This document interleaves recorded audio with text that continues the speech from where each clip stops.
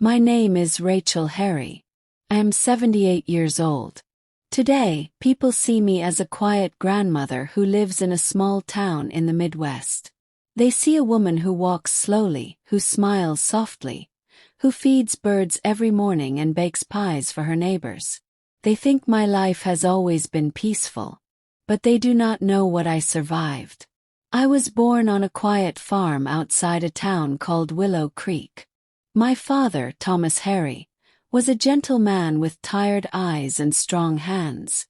He taught me how to plant corn, how to fix broken fences, and how to believe that kindness could change the world. When I was 12 years old, my mother died in a car accident on a rainy night. After her death, the house became cold, even in summer. My father tried his best, but grief changed him. 2 years later, he married a woman named Marlena Crowley. Marlena was beautiful in a sharp and dangerous way. Her smile never reached her eyes. She spoke softly, but her words always carried hidden knives. At first, she acted kind to me, calling me dear and brushing my hair. My father believed she was a gift sent to heal our broken family. He was wrong. The day my father died was the day my childhood ended forever. He collapsed in the barn while fixing an old tractor. By the time the ambulance arrived, it was too late. I remember standing beside his body, my hands shaking, my heart screaming, while Marlena stood behind me without tears. After the funeral, everything changed. Marlena stopped pretending. She told me I was not her responsibility. She told me I was a burden. She told me the house was no longer my home. My relatives lived far away and did not care enough to ask questions. In our small town, people assumed everything was fine. But behind the closed doors of that farmhouse, something dark was growing. One night, Marlena told me to help her carry groceries from the car. The sky was quiet. The air smelled like rain. I walked toward her black sedan without fear, because I still believed adults could not be monsters. She opened the trunk and asked me to reach inside. The moment I leaned forward, I felt her hands on my back. Then everything went black. When I woke up, I was surrounded by darkness. The air was thick and hot. My body was pressed against cold metal. I could barely move my arms. My throat burned as I tried to scream, but only a weak sound came out. I realized where I was. I was inside the boot of her car.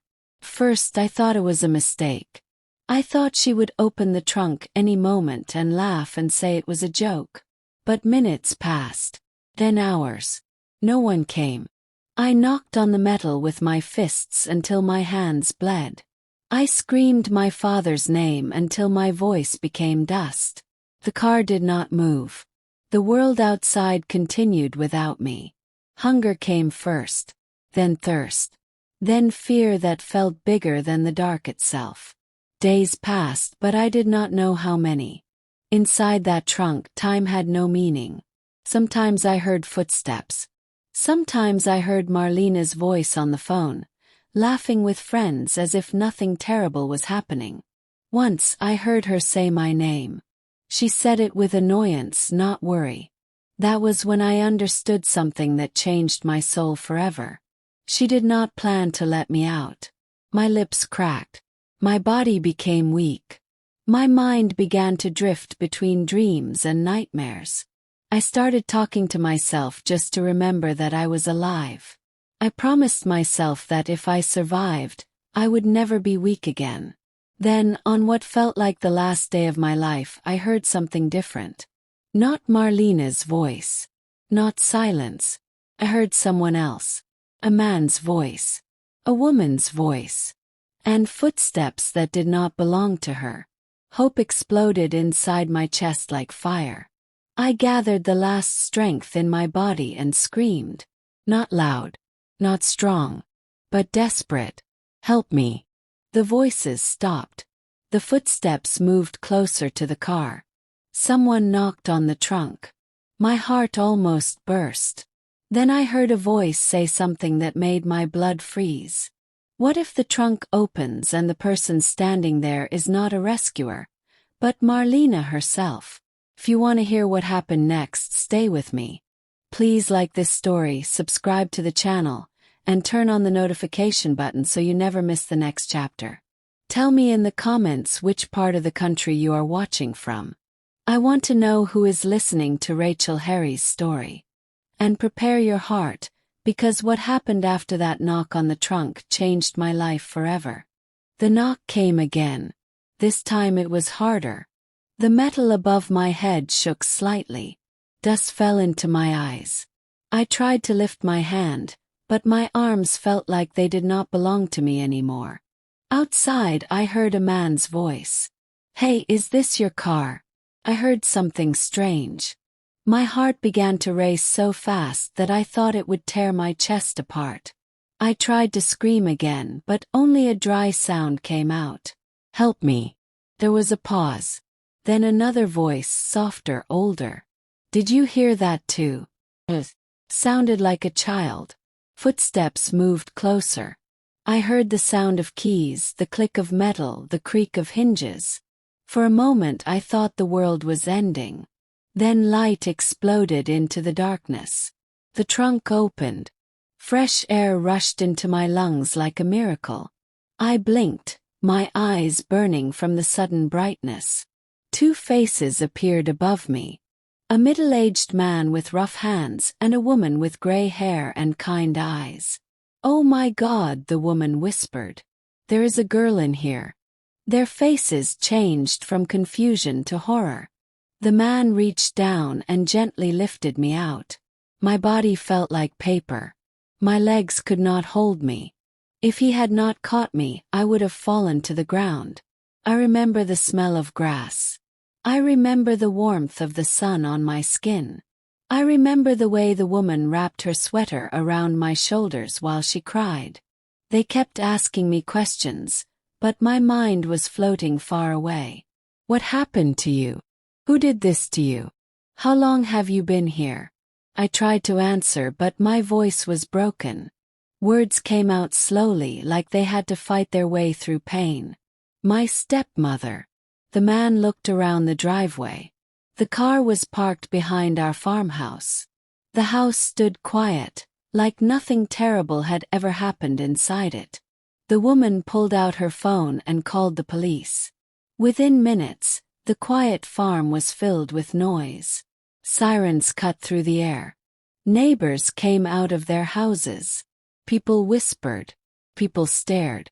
Marlena came out of the house when she heard the commotion. She walked slowly, calmly, like someone who had nothing to hide. When she saw me sitting on the grass, wrapped in a stranger's sweater, her face did not show fear. It showed anger. "What is going on here?" she asked. The police officers stepped forward. One of them spoke firmly. "Ma'am, we need you to come with us." Marlena laughed lightly. "Come with you? For what?" The officer pointed at me. "For this." For a moment, Marlena looked directly at me. Eyes met. Her gaze was cold. Then she said something that made the crowd gasp. "That girl is a liar. She ran away days ago. I've been worried sick." The words felt like knives. I tried to speak, but my throat was too dry. The woman who had found me stepped forward. "That is not true," she said. "We heard her voice from the trunk. She was locked inside your car." The police officers looked at Marlena again. This time their faces were not calm. They opened the trunk. Inside they saw the chains. Real chains. Heavy metal chains. The truth could no longer hide. Marlena's smile disappeared. She was handcuffed in front of everyone. As they led her to the police car, she turned back and looked at me one last time. Her eyes promised something terrible. That night I was taken to the hospital. Doctors surrounded me. Nurses spoke softly. They gave me water, food, medicine. They told me I was lucky to be alive. But luck was not what I felt. I felt empty. I felt older than my years. When I looked at my reflection in the hospital mirror, I did not see a child anymore. I saw a girl whose innocence had been buried in a dark trunk. Days passed. People came to visit me. Social workers asked questions. Police officers wrote reports. Neighbors brought flowers. Some cried. Some shook their heads in disbelief. But no one truly understood what it felt like to breathe in darkness for so long. My relatives finally arrived from another state. An aunt I barely knew hugged me tightly and promised that everything would be fine. She lied. The court case lasted months. Marlena told the judge she was innocent. She said I was mentally unstable. She said I had locked myself in the trunk to get attention. Her words confused people. Some believed her. Others believed me. In the end, she was found guilty, but the punishment was not as heavy as my pain. She was sentenced to prison, but not forever. When the judge read the verdict, I felt no joy. Felt fear. Because I knew something no one else understood. Prison does not last forever. Hatred does. After the trial, I went to live with my aunt and uncle in a small suburban town far away from Willow Creek. They tried to be kind. They bought me toys. They enrolled me in school. They told me I was safe now. But safety felt like a word from another world. At night I woke up screaming. I dreamed of darkness. I dreamed of chains. I dreamed of Marlena's eyes staring at me from the trunk. Children at school thought I was strange. I rarely smiled. I rarely spoke. Teachers said I was quiet and intelligent, but distant. I learned something very early in life. Silence can be a shield. Years passed. I grew taller, stronger, quieter. I watched other children laugh without fear. I watched families hug without suspicion. I wondered what it felt like to trust people completely. I never found the answer. When I turned 18, I left my aunt's house. I wanted to build a life where no one could control me again. I worked small jobs, saved money. I studied at night. I refused to depend on anyone. People thought I was cold. They did not know that inside me, a storm was sleeping. Sometimes I searched Marlena's name on the internet. Sometimes I imagined her face behind prison bars. Sometimes I imagined the day she would walk free. And every time my hands trembled. Decades passed. I married a quiet man named Everett. He was kind, patient, and gentle. He never asked too many questions about my past. He sensed that some doors in my heart were locked forever. We had no children. Life was simple, peaceful. From the outside, my story looked like a happy ending. But the past never truly dies. One afternoon, when I was 45 years old, I received a letter. The envelope was thin. The handwriting was unfamiliar. When I opened it, my breath stopped. Inside there was only one sentence. Marlena Crowley has been released from prison. The world around me suddenly felt very small. I realized something terrifying. The woman who chained me in a car trunk was free again. And somewhere in this country, she was breathing the same air as me. That was the moment I understood that my story was not over. It was only beginning. And I did not know whether I was ready to face her again. When I read the letter again, my hands began to shake. Marlena Crowley has been released from prison. The words felt unreal, like they were written in another language. For years, I had tried to forget her name. I had buried it under work, marriage, and quiet routines. I had convinced myself that she belonged to the past. But the past had just knocked on my door. I sat on the couch in my living room, staring at the wall. Outside, the wind moved gently through the trees. Birds sang like the world was still innocent. Everett noticed something was wrong. "Racheal," he asked softly, "what happened?" I tried to smile, but my lips refused to obey me. "Nothing," I said. "'Twas a lie." I did not tell him about the letter. I did not tell him about Marlena. I was afraid that if I spoke her name out loud, she would suddenly appear in our doorway. That night I could not sleep. Every sound felt dangerous. Every shadow felt alive. When Everett turned in bed, I jumped. When the house creaked, I held my breath. I remembered the darkness. I remembered the chains. I remembered the silence. I told myself that I was not a child anymore. I was a grown woman. I was strong. I was safe. But fear does not listen to logic. Days passed, but the fear did not leave. I started looking over my shoulder when I walked on the street. I locked the doors twice. Sometimes 3 times. I stopped going out alone. I stopped smiling at strangers. Everett began to worry. "You have changed," he said one evening as we ate dinner. "You barely talk anymore." I looked at my plate and said nothing. He reached for my hand. "You can tell me anything, Racheal." For a moment I wanted to tell him everything. I wanted to open my heart and let him see the darkness inside me. But the words refused to come. Some pain is so deep that it feels dangerous to share it. A week later, something happened that confirmed my worst fears. I was coming home from work when I noticed a black car parked across the street from our house. It was old. It was silent. It looked familiar. My chest tightened. I slowed my steps, pretending not to care. I told myself it was just a coincidence. Many people own black cars. But when I walked closer, I saw a woman sitting inside. Her face was half hidden by shadows. She was looking directly at my house. Directly at me. For a moment, our eyes met through the windshield. Felt cold. Could not move. The woman slowly smiled. I knew that smile. I had seen it in the courtroom. I had seen it in my nightmares. It was Marlena. My legs began to shake. I turned around and walked in the opposite direction, pretending I had not seen her. I walked faster, then faster. My heart pounded like a drum in my chest. When I finally entered a nearby store, I locked myself in the restroom and cried. She found me. After all these years, she found me.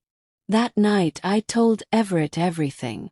I told him about the trunk, about the chains, about the hunger, about the letter, about the black car.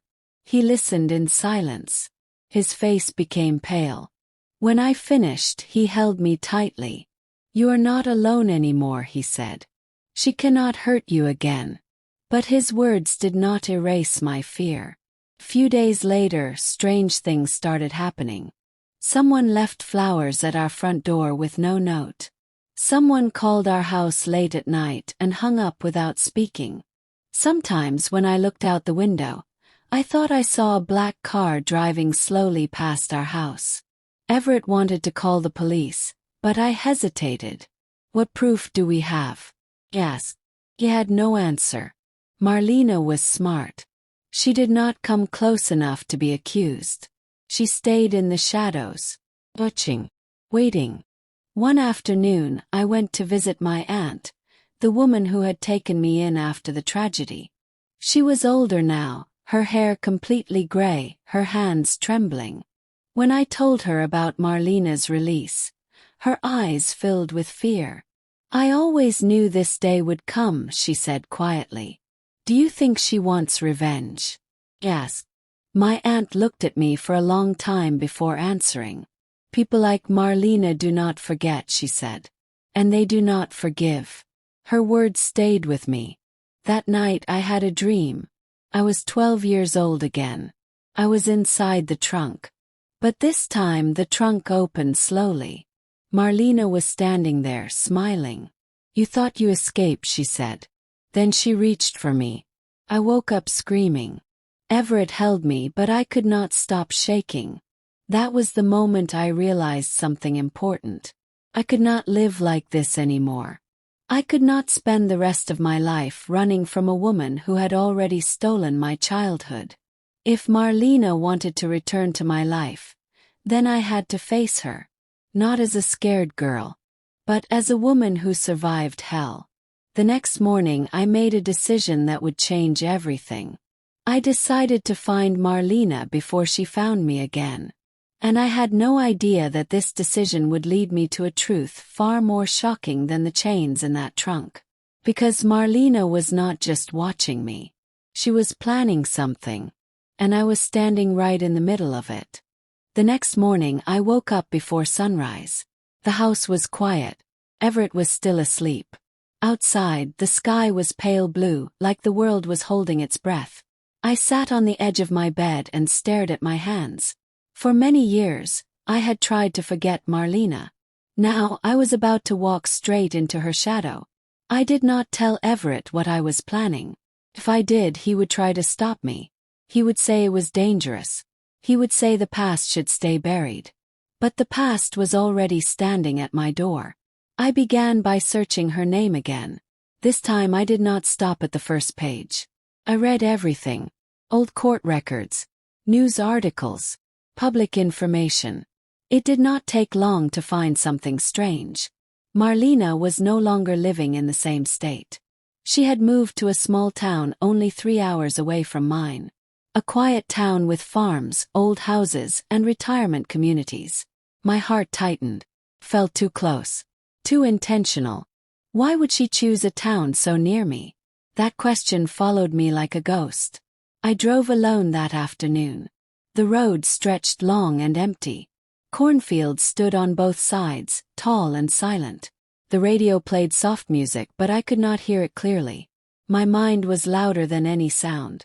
As I drove, memories returned. I remembered my father's laughter. I remembered the way Marlena used to brush my hair while smiling softly. I remembered how I believed her. By the time I reached the town, my hands were sweaty on the steering wheel. The town looked peaceful. Children rode bicycles. Old men sat outside coffee shops. Women watered flowers in front of their houses. No one looked like a monster. But I knew better. I parked near a small grocery store and stepped out of the car. I did not know what I was looking for. Sign. Clue. Feeling. I walked slowly through the streets, pretending to be just another visitor. My heart beat fast every time I saw a black car. Then I saw her. She was standing outside a bakery. Her hair was gray now, but her posture was the same. Free. Confident. Dangerous. She was laughing with a young woman. The sound of her laughter made my stomach twist. For a moment I considered turning around and leaving. But my feet refused to move. I watched her from a distance. She looked normal. Ordinary. Like a grandmother buying bread. No chains. No darkness. No guilt on her face. I felt anger rise inside me. How could someone who did such a terrible thing live so peacefully? As I stood there, something else caught my attention. The young woman beside her. She looked familiar. Too familiar. Her face had something I had seen before. Something that reminded me of my father. My chest tightened. I watched them walk away together. Without thinking, I followed them. They walked into a quiet residential street. The houses were small and neat. Flowers bloomed in front yards. Dogs barked behind fences. Marlena stopped in front of a white house. She opened the gate. The young woman walked beside her. Then they entered the house together. I stood across the street, frozen. Who was that girl? Why did she look like my family? I waited for a long time. Minutes passed. Then an hour. Finally, I gathered the courage to walk closer. I pretended to check my phone while standing near the gate. Through the window, I could see shadows moving inside. Felt foolish. What was I doing? I was a 78-year-old woman spying on someone's house like a scared child. But something inside me whispered that this was not coincidence. I walked back to my car and sat inside. My mind raced. That girl. Her eyes. Her smile. She looked too much like my father. Suddenly, a terrible thought entered my mind. What if Marlena had a secret I never knew? That night I could not sleep. I kept seeing the young woman's face. The next day, I returned to the town. This time I was more careful. I went to the local library and searched public records. Took time, but eventually I found something. Name: Lena Crowley. Age 29. Registered address: the same White House. Crowley. Marlena's last name. My heart began to beat faster. Who was Lena? A daughter? A niece? A relative? But Marlena never had children. At least that was what everyone believed. I stared at the screen for a long time. Then another thought hit me like lightning. What if Lena was not just Marlena's family? What if she was connected to me? I drove home in silence. Everett noticed my pale face when I entered the house. "Where did you go?" he asked gently. I hesitated. Then I said the truth. "Saw her." Everett's eyes widened. "Marlena." He nodded. "And she was not alone," I added. He looked at me with confusion. "What do you mean?" "There is a young woman living with her," I said slowly. "Her name is Lena Crowley." Everett frowned. "So?" I swallowed hard. "She looks like my father." The room became silent. Everett stared at me.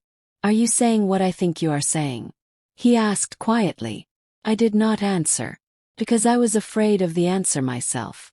That night, I sat alone in the living room, staring at the wall. My mind began to connect pieces of a puzzle I never knew existed. My father. Marlena.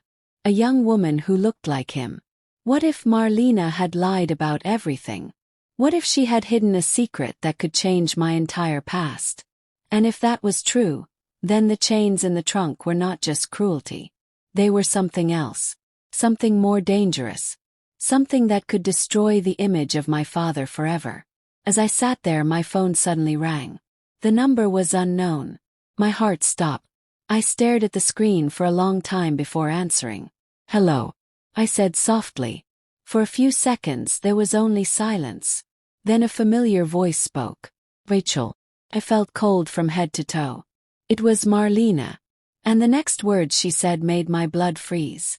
"We need to talk about your father." For a moment I could not breathe. My phone felt heavy in my hand, as if it carried the weight of my entire past. "Racheal," Marlena repeated softly. "I know you are listening." Her voice was calm. "Come. How did you get my number?" "Yes." She laughed quietly. "Some things are easy to find when you really want them." My fingers tightened around the phone. "Why are you calling me?" "Yes." There was a short pause. "Because you deserve the truth," she said. "The truth about what?" "Your father." My heart began to pound so loudly that I thought Everett would hear it from the bedroom. "Do not play games with me," I said.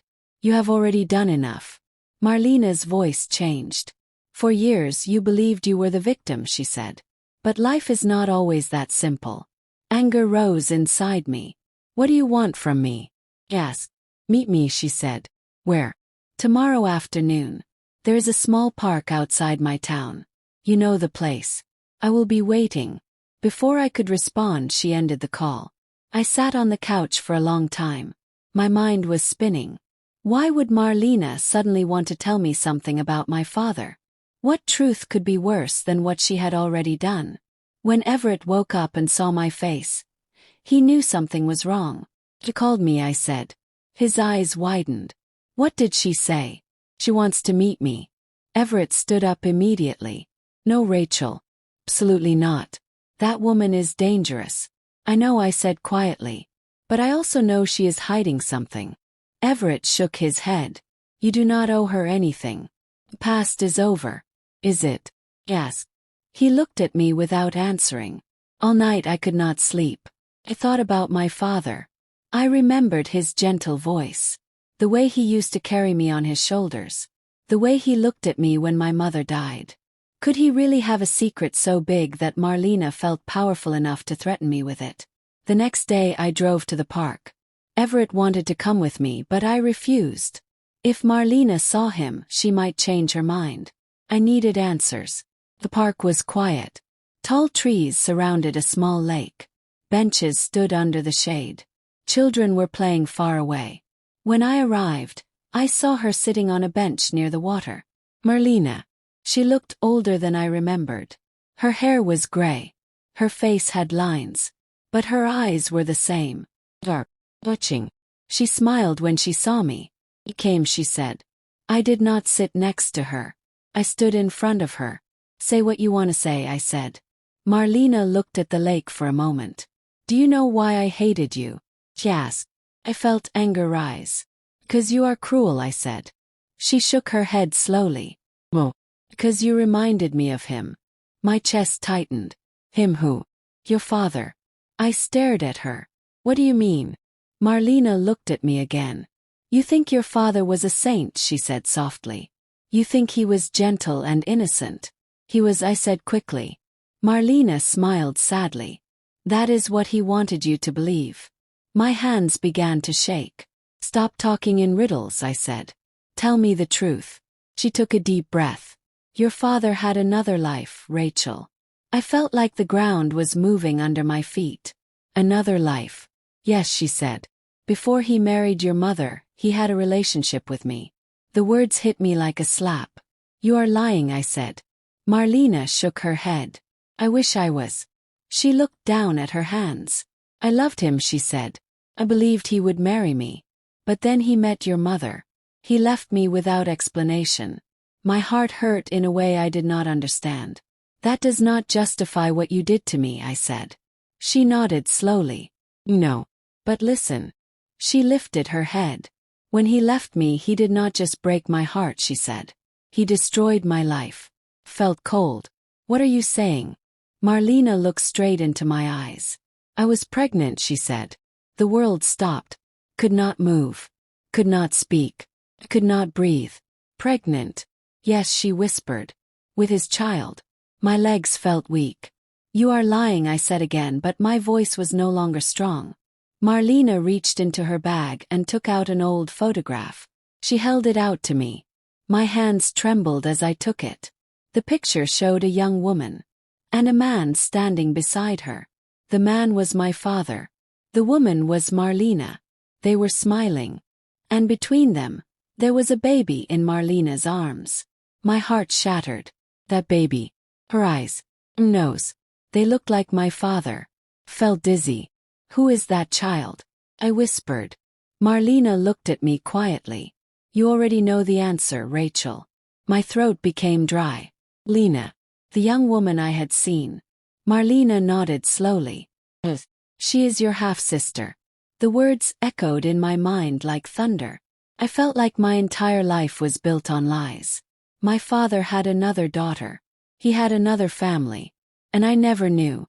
Tears filled my eyes. Why did he hide her? Asked. Marlena's voice became cold. Because he was ashamed, she said. Because he wanted to erase us from his life. I felt anger rise, not only toward Marlena, but toward my father. The man I had worshipped. The man I had trusted. But I still could not understand something. What does this have to do with the trunk? Asked. Marlena looked at me for a long time. Then she said something that made my blood freeze. Because you were never supposed to exist the way you did. I stared at her. What do you mean? Marlena leaned closer. Your father chose you and your mother over us, she said softly. And I never forgave him. Her eyes became dark. So when he died, I decided to erase what he chose. Felt sick. But Marlena was not finished. She looked at me with a strange expression. And there is something else you still do not know, Racheal. Something your father took to his grave. Something that will change the way you see your own life forever. I swallowed hard. What is it? Marlena smiled slowly. You were not just his daughter. You were his mistake. And the truth behind that mistake is much worse than you imagine. The wind moved through the trees. The lake became silent. And I realized that the story of my father was far darker than I had ever believed. The wind felt colder after Marlena's words. You were not just his daughter. You were his mistake. Her voice echoed in my head long after she stopped speaking. I stood in front of her, frozen, while the park around us continued as if nothing terrible was happening. Children laughed. Birds flew across the sky. People walked their dogs. They had no idea that my world was falling apart. What do you mean? Asked slowly. Marlena looked at me with a strange mix of pity and satisfaction. Your father was not the man you thought he was, she said. I clenched my fists. He was kind, I said. He loved me. Marlena smiled faintly. He loved you because you were the proof of his redemption, she said. Felt confused. Redemption from what? She took a deep breath. Your father did something terrible when he was young, she said. Something that followed him for the rest of his life. My heart began to race. Stop speaking in riddles, I said. Tell me clearly. Marlena looked at me carefully, as if she was deciding how much truth I could handle. Before he met your mother, she said, your father was not the gentle farmer everyone knew. He was a different man. What kind of man? I whispered. A man who made choices that destroyed other people's lives, she said. Felt sick. Are you saying he was violent? Yes. Marlena did not answer immediately. Instead, she looked at the lake again. He was involved in something he should never have touched, she said slowly. Money, secrets, people who did not forgive betrayal. My mind tried to understand her words. What does that have to do with me? Marlena turned back to me. Because your birth was not an accident, she said. I stared at her. What? Your mother was not just a woman he loved, she said. She was his escape. Escape from what? From consequences, Marlena said quietly. My hands began to shake. You are lying again, I said. Marlena shook her head. I have no reason to lie anymore, she said. I already lost everything. She reached into her bag again and took out a folded piece of paper. She handed it to me. Read this. I opened it slowly. It was an old letter. The handwriting looked familiar. It was my father's handwriting. My heart began to pound. I started reading. If anything happens to me, protect Racheal. She must never know the truth. Her life depends on it. The words blurred in front of my eyes. Protect Racheal. She must never know the truth. Her life depends on it. I looked up at Marlena. What truth? Yes. Marlena leaned closer. Your father believed someone was looking for you, she said. Looking for me? Yes, she said. Why? Because you were not just his daughter, she whispered. You were the reason he was being hunted. My head spun. Hunted by who? Marlena's eyes became serious. By people he betrayed, she said. I felt fear rise inside me. Are you saying my life was in danger even before the trunk incident? Marlena nodded slowly. For years. Felt dizzy. Then why did you chain me in the trunk? I asked, my voice trembling. Marlena's face hardened. Because I thought if you disappeared, he would suffer the way I suffered, she said. The words stabbed my heart.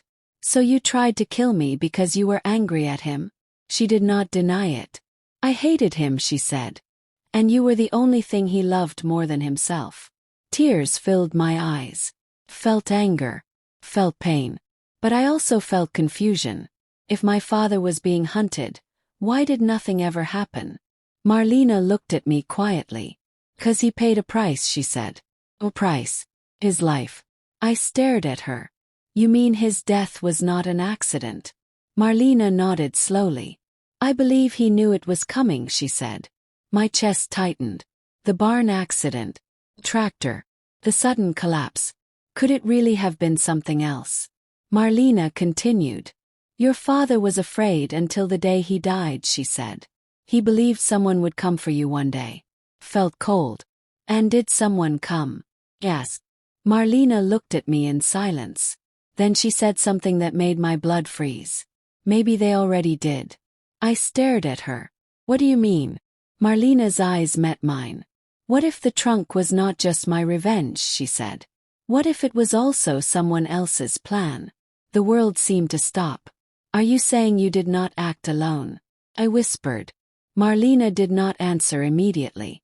She looked around the park, as if she was afraid someone might be listening. Then she leaned closer and lowered her voice. There were people asking questions about you after your father died, she said. People I had never seen before. Men in dark suits. They came to the farm. They asked about you. About your birth. About your whereabouts. My heart raced. And what did you tell them? Yes. Marlena's lips tightened. I told them you were gone, she said. Gone how? The The word hit me like thunder. You told them I was dead? I asked in shock. Yes, she said quietly. Felt dizzy. So when you chained me in the trunk, was it to kill me or to hide me? Yes. Marlena looked at me with eyes full of complicated emotions. First she said it was revenge. But later I realized something. What? If they believed you were dead, they would stop looking for you. My mind exploded with confusion. So you tried to kill me but also protect me. Marlena nodded slowly. I hated you, she said. But I did not want strangers to take you. Felt sick. Everything in my life suddenly felt like a lie. My father was not just a farmer. Marlena was not just a jealous stepmother. The trunk was not just cruelty. It was part of something bigger. Something dangerous. Something I never understood. I looked at Marlena with trembling eyes. Who were those men? Asked. Marlena hesitated. Then she whispered a name. A name I had never heard before. But the fear in her voice told me everything. They were not ordinary people. They were the kind of people who never forget. And never forgive. The sun began to set behind the trees. The park grew quiet. I realized something terrifying. If those men once looked for me, they could look for me again. And if they discovered that I was still alive, my life might be in danger even now. Marlena looked at me seriously. You should never have come to find me, she said. My throat felt dry. Why? Because by searching for me, she said, you may have reminded them that you still exist. The words hung in the air like a curse. And in that moment, I understood that my survival had never been guaranteed. It had only been postponed. I drove home in silence. The road felt longer than usual. The trees looked darker. The sky felt heavier. Everything Marlena had said played again and again in my mind. My father was not who I believed. My life was not as simple as I thought. And somewhere in this world, there were people who once believed I was dead. When I reached home, Everett was waiting at the door. He looked at my face and knew something terrible had happened. You met her, he said. I nodded slowly. We sat in the living room without turning on the lights. The house felt too quiet. Tell me everything, he said softly. So I did. I told him about Lena. About my father's secret. About the letter. About the men in dark suits. About Marlena telling them I was dead. Everett listened without interrupting me. When I finished, his hands were clenched. This sounds insane, he said quietly. Are you sure she is not just trying to scare you? Maybe, I said. But what if she is not lying? Everett looked at me with worry. Then what do you want to do? I stared at the floor. I want to see Lena, I said. He looked at me in shock. Why? 'Cause she is my sister, I said. Everett hesitated. Or she is part of Marlena's plan, he said. I looked up at him. I need to know the truth, I said. I have lived too long in lies. The next morning I went back to the small town. This time I did not go to the park. I went straight to the White House. My heart beat fast as I stood in front of the gate. For a moment I almost turned around. But then I remembered the trunk. The darkness. Chains. And I knocked.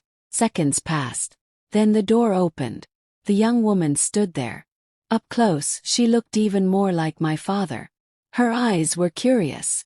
Yes, she asked politely. My throat felt dry. My name is Racheal, I said. She looked surprised. Racheal. Yes, I said. She hesitated. Are you looking for Marlena?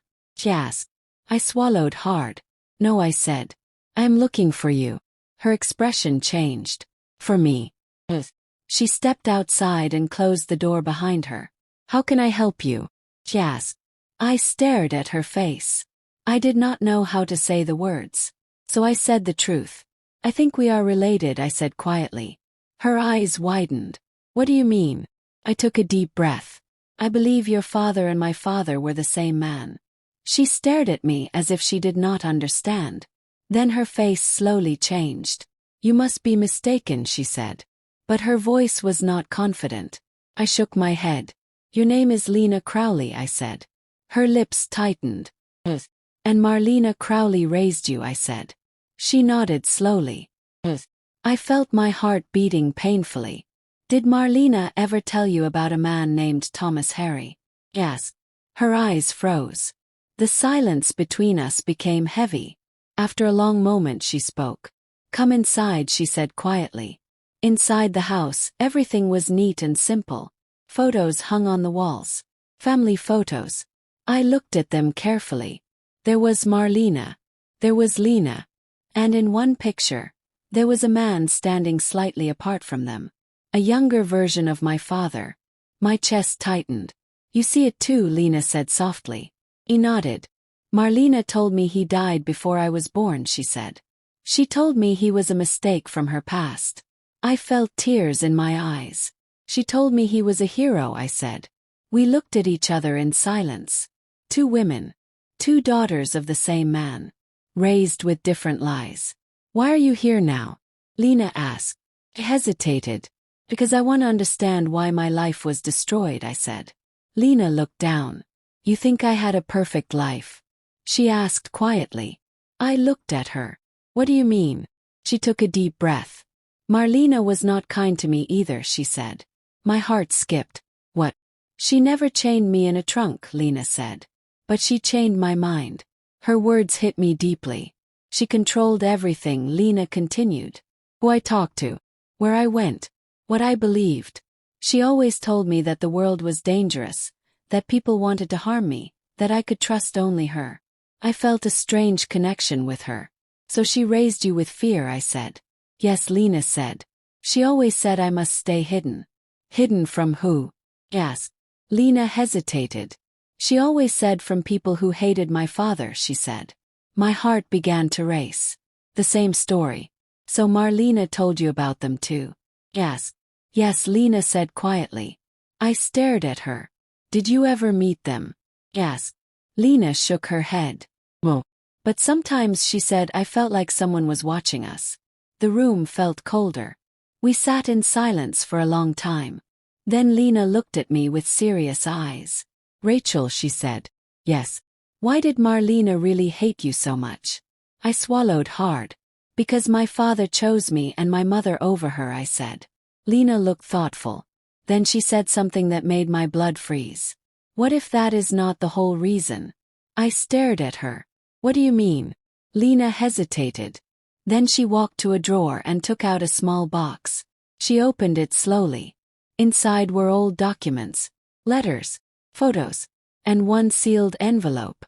Marlena told me never to open this, Lena said softly. My heart began to pound. What is inside? Yes. Lena looked at the envelope, then at me. Think, she said, it is about you. The air between us felt heavy. Slowly, Lena began to open the envelope.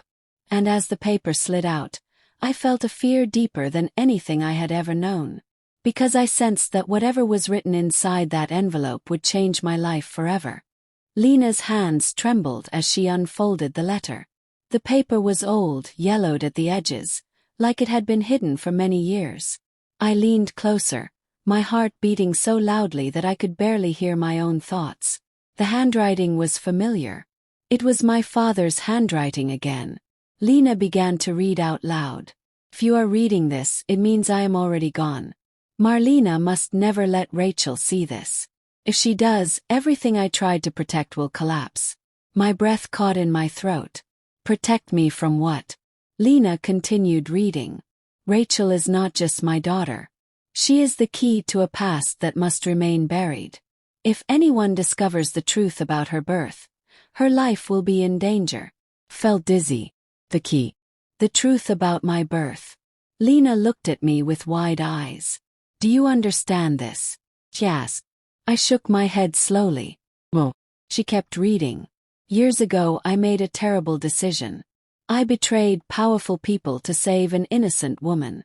That woman later became Racheal's mother. My heart tightened. So my mother was connected to his past too. Lena continued. The people I betrayed swore revenge. They promised that one day they would destroy everything I loved. When Racheal was born, I realized she would become their target. Tears filled my eyes. So my father lived in fear for me. The letter went on. I begged Marlena to help me hide the truth. I told her that if anyone found out who Racheal really was, they would come for her. Marlena agreed to stay silent, but her heart was full of anger. Lena stopped reading for a moment. So Marlena knew everything from the beginning, she whispered. Yes, I said. And she hated me for it. Lena continued reading. If something happens to me, Marlena must protect Racheal, even if she hates her. It is better for Racheal to suffer from Marlena's cruelty than to fall into the hands of those people. My hands began to shake. Felt sick. Was that his logic? That it was better for me to be tortured by Marlena than to be taken by strangers? Lena read the final lines. If Racheal ever discovers the truth, she must leave Willow Creek forever. She must never search for Marlena. She must never search for her past. Because the moment she does, the enemies I created may remember that she exists. The room became silent. The letter slipped from Lena's hands and fell to the floor. We looked at each other in shock. So my father knew I would suffer, I whispered. And he allowed it, Lena said quietly. I felt something inside me break. For many years, I had loved my father as a hero. Now I saw him as a man who made terrible choices. But something else disturbed me even more. The letter said I was the key. The truth about my birth. What did that mean? I looked at Lena. Did Marlena ever tell you anything else about me? Yes. Lena hesitated. Then she nodded slowly. Sometimes when she was angry she said strange things, Lena said. Like what? She said you were not supposed to be born, Lena said. My chest tightened. Not supposed to be born. She said your birth ruined everything.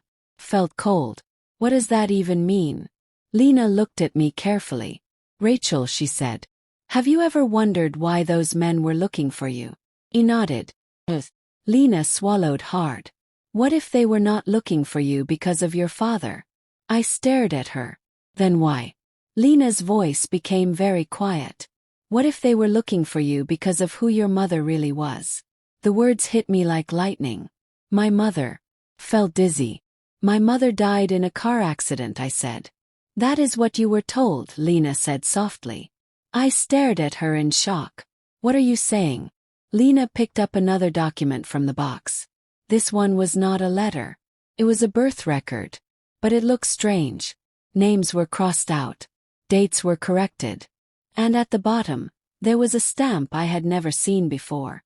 Lena pointed at it. This is not a normal hospital stamp, she said. My heart began to race. Then what is it? Lena looked at me with eyes full of fear. I think your mother was not just an ordinary woman, she said. I swallowed hard. Then who was she? Lena hesitated. Then she whispered the words that made my world collapse.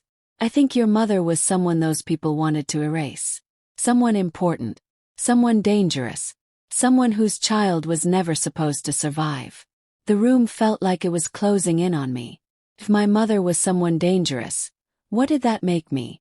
And if those people ever discovered that I was still alive, what would they do? I suddenly understood why my father had written those words. Her life depends on it. At that moment, a loud knock echoed through the house. Both Lena and I jumped. The knock came again. Harder. My heart stopped. Lena looked at me with fear. No one is supposed to come here, she whispered. We looked at the door in silence. Then a man's voice spoke from outside. Lena Crowley. We need to talk. The voice was calm, cold, and unfamiliar. I felt my blood freeze. Because I suddenly understood something terrifying. Maybe my father's enemies had not forgotten after all. Maybe they had finally found us. The knock came again. Low. Heavy. Not angry. Not rushed. It was the kind of knock that meant the person outside was not afraid of anything. Lena looked at me, her eyes wide with fear. Do you know him? I whispered. She shook her head slowly. Well. The man's voice came again. Lena Crowley, he said calmly. Open the door. We only want to talk. My heart began to pound so hard that I thought it would break my ribs. I felt 12 years old again. Trapped. Helpless. Waiting for something terrible. Lena walked slowly toward the door. Wait, I whispered. She turned to me. If we do not open it, he might break it, she whispered back. She was right. Her hand trembled as she reached for the handle. Slowly she opened the door. Tall man stood outside. He wore a dark coat and sunglasses, even though the sun was still in the sky. Behind him a black car was parked. The same kind of car I had seen before. My chest tightened. "Good afternoon," he said politely. His voice was calm, but there was something dangerous in it. "Are you Lena Crowley?" "Yes," Lena answered carefully. He smiled slightly. "My name is Daniel Hartman," he said. "I work with people who are interested in your family history." Family history. The words felt heavy. I stepped forward before Lena could speak again. "What do you want?" I asked. Daniel looked at me for the first time.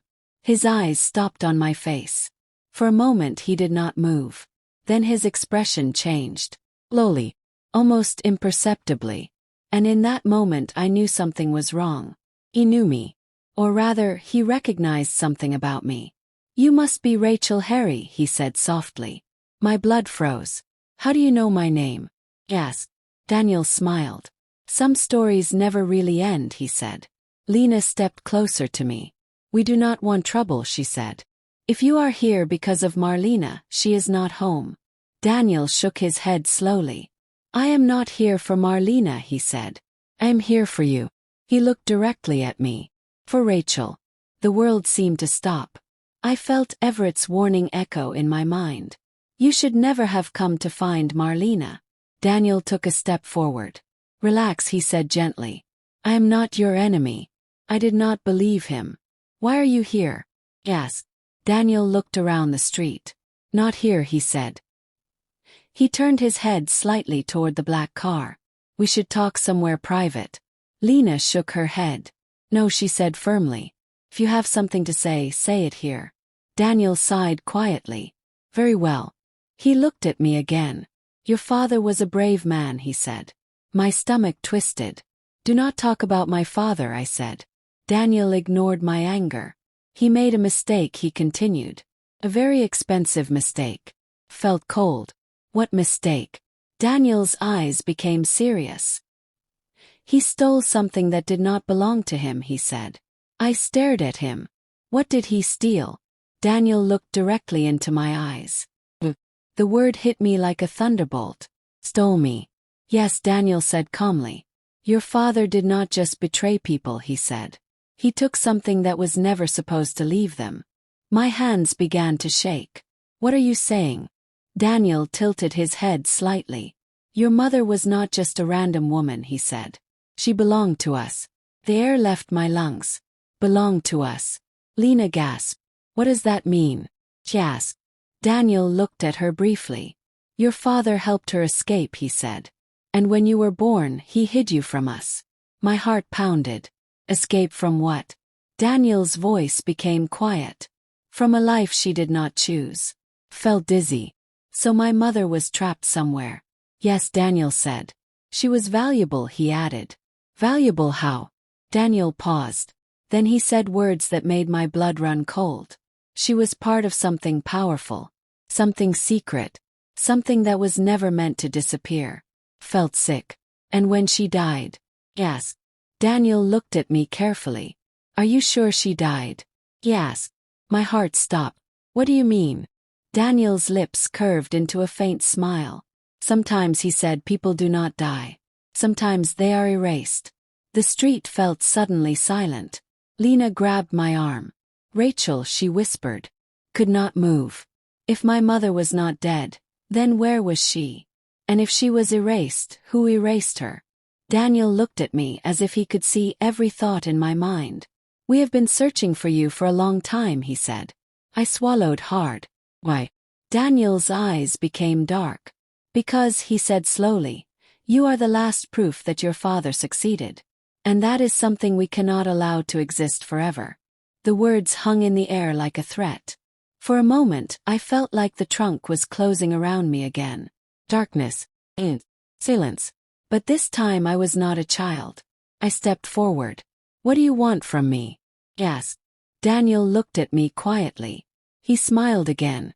"We want you to come with us." The world seemed to tilt. Lena shouted. Well, Daniel turned to her. This does not concern you, he said coldly. He looked back at me. Racheal, he said softly. You can come willingly. Or we can make things complicated. Behind him, the door of the black car slowly opened. And in that moment I realized that my entire life had led to this moment. The moment my father tried to prevent. The moment Marlena feared. The moment I never believed would come. If I refused, they might hurt Lena. If I agreed, I might never return. I looked at Lena's terrified face. I looked at Daniel's cold eyes. And I understood something painful. Running was no longer an option. So I took a deep breath. And I made a decision that would change everything. I stepped toward the black car. But just as I reached the door, a voice shouted from the end of the street. Racheal, do not move. I turned around. My heart stopped. Because the person running toward us was someone I never expected to see again. Marlena Crowley. Marlena's voice cut through the air like thunder. Racheal, do not move. For a moment everything froze. Daniel Hartman turned slowly. Lena gasped. I felt my heart pounding so hard that I could barely stand. Marlena was running toward us, her gray hair loose, her face pale, her breath uneven. She looked nothing like the cold, controlled woman I remembered. She looked afraid. Daniel stepped away from the car and smiled faintly. Marlena Crowley, he said calmly. I wondered when you would show up. Marlena stopped a few steps away from him. Leave her alone, she said. Daniel looked amused. You protected her once, he said. You lied to us. You told us she was dead. Marlena lifted her chin. And you believed me, she said. Daniel's eyes darkened. For many years, yes. Felt dizzy. So it was true. Marlena had really saved me, even after trying to destroy me. Daniel looked at me again. Racheal, he said softly. You do not understand what is happening. I stepped forward. Then explain it, I said. He nodded slowly. Your mother was part of an organization that controlled secrets, power, and money, he said. She was not free to leave. Your father helped her escape. Lena whispered. So she was like a prisoner. Daniel looked at her briefly. Yes, he said. But a very important prisoner. My hands trembled. And when I was born, yes. Daniel looked at me. You were proof that your father succeeded, he said. Proof that someone escaped us. Proof that our control was broken. Felt cold. So you wanted me because of what I represented. Yes, Daniel said. Marlena stepped forward. Enough, she said. The girl has suffered enough. Daniel looked at her with anger. You talk about suffering. Yes. You chained her in a trunk. Marlena did not deny it. Yes, she said quietly. I did something unforgivable. She turned to me. Racheal, she said softly. Eyes met. For the first time, I did not see hatred in her eyes.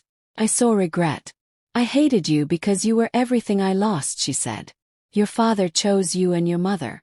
He left me with nothing. Her voice trembled. When he died, I wanted to destroy what he loved most. My chest tightened.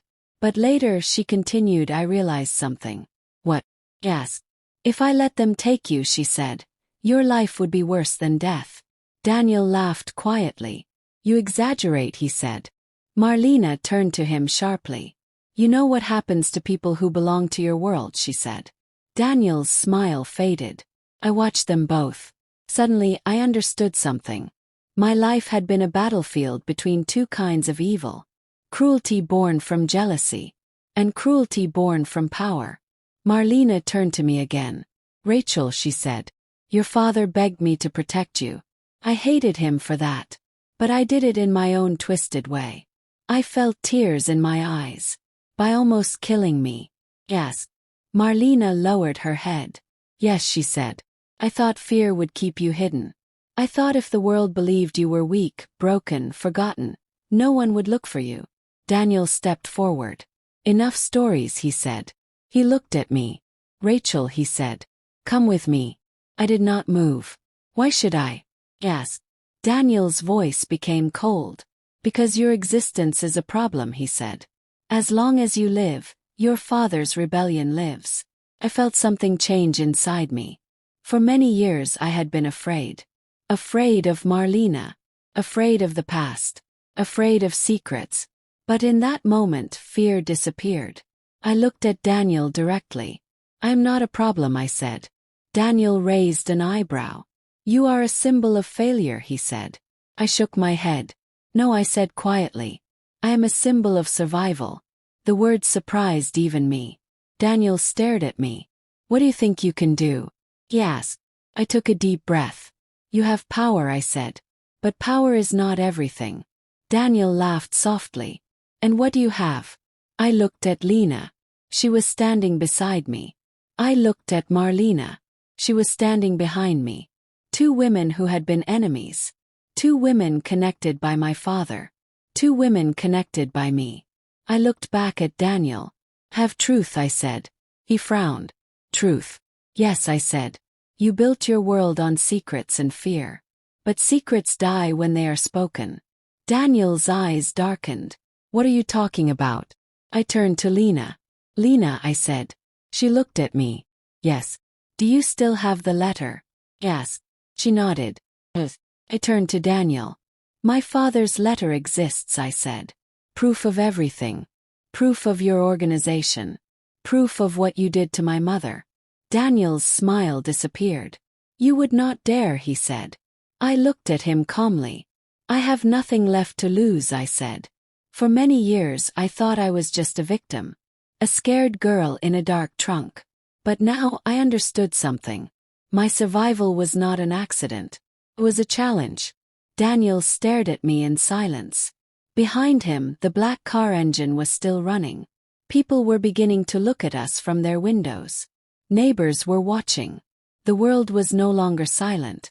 Daniel realized something important. If he touched me now, everything would explode. Police, media, questions, secrets would come out. After a long moment, he took a step back. "This is not over," he said quietly. Then he turned and walked toward the black car. The door closed. The car drove away slowly. The street became quiet again. For a moment no one spoke. Then Marlena collapsed onto a bench. Her shoulders shook. Lena stood beside me, her hands trembling. Felt strangely calm. The fear that had followed me for decades was gone. I realized something. My father was not a hero. Marlena was not just a monster. Daniel was not just a villain. They were all part of a story that tried to erase me. But I was still here. Alive. Standing. Breathing. I walked toward Marlena. She looked up at me. For a long time we stared at each other. Then she whispered, "I'm sorry, Racheal." Her voice was not sharp anymore. It was tired. Broken. I thought about the trunk. The darkness. Chains. The hunger. I thought about my father. His secrets. His fear. His mistakes. I thought about Lena. My sister. Stranger. A part of me I never knew existed. Then I understood something deeper. Revenge would not heal me. Hatred would not free me. Only truth would. I spoke quietly. "You destroyed my childhood, Marlena," I said. She nodded slowly. "Yes." "But you also saved my life," I said. Her eyes filled with tears. "Yes," she whispered. For the first time, I saw her not as a monster, but as a broken woman who made terrible choices. I turned to Lena. She looked at me with soft eyes. We stood there in silence. Three women connected by pain. But also by survival. Years later, people would ask me how I survived everything. I would always give the same answer. I did not survive because I was strong. I survived because I refused to disappear. Today I am 78 years old. I live quietly in a small town. Feed birds. Bake pies. People see a peaceful grandmother. They do not know that inside me lives a girl who once screamed in a dark trunk. But that girl is no longer afraid. Because she learned something important. Sometimes the greatest victory is not revenge. It is simply refusing to be erased. If this story touched your heart, please like this video and subscribe to the channel so you can continue to hear powerful and emotional stories like this. Turn on the notification button so you never miss the next chapter and the next life-changing story. Tell me in the comments which part of the country you are watching from. I want to know who is listening to Racheal Harry's story. And remember, even the quietest voices can change the world.